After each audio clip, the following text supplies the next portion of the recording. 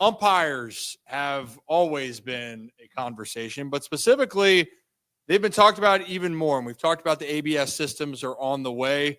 But I want to explain, one, how calls can actually dictate games, but also, two, when a strike zone is a certain way, at least for this first part of the video, of you're going to have to adjust to what that umpire zone is, whether it's right or in this case, it was wrong. So you guys watched that game against the Toronto Blue Jays, the finale. The Orioles dropped that game, but throughout the game, really rough go behind the plate, and a lot of calls going against the Baltimore Orioles here, and a lot went against Jordan Westburg right here, and you're going to see he's going to get called out on the strike 3 pitch, which if we slow it down here, it's well inside, very inside, and you guessed it, he's getting rung up for strike 3. And that's a really hard thing. That's the first at bat for Jordan. You're going, damn, that's way inside. Is it going to be that type of day? Maybe he just missed the call. Now, the problem is his next at bat, he's thinking maybe he just missed one pitch. Well, the reality is Jordan's going to get called out on a 3-2 pitch down here. Would have been ball 4, and it would have been first and second for the O's with 1 out, and they were in motion. And there's Kevin Ostraker right there. Just kidding. That's Bacon. And there's a lot of moments. And Brandon Hyde's pissed off, and he's saying a few words like, hey, I think you're a nice guy, but I really hate your zone.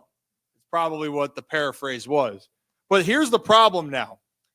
So once you notice early on that there's going to be a problem and it's going to be consistently bad, you're going to have to be ready. But you're going to see some of these pitches here. You saw in Mountie, it's low. That's another strike. Oh. Cedric Mullins right here. You're going to get this pitch away. I'm trying to have this down. I apologize. It's away. Ball again. So as a player, what you hate the most is a wide zone. And part of it, though, that I'll say, and I'll go back to this in a minute, is consistently he's calling these pitches. And I mean consistently, except that one's low. But really, if we're going to extend this, and this is the strike zone, everything out here, right, he's consistently calling all the way up, as we just saw. And that's a good few inches off the plate. That's a really hard thing for players to be able to deal with. But on days and zones, you're going to have to live with it. But with less than 2 strikes, you don't have to worry about it just as much. But with 2 strikes, you're going to have to be a little bit more understanding. So in this case, pitches outside, Tyler O'Neill doesn't even come back over the part of the plate. I feel bad for him because it is a problem. And in this case, we'll get to this game in just 1 second. But where I'm going with this is that these calls can dictate the games. And usually how you combat that is if you know the zone's going to be bad, well, then you're going to have to swing at the pitches that are maybe borderline and you know are balls. But if that's that strike zone that day, you got to be ready to swing it. In this case, though, for Westy, he gets screwed over in the first at bat.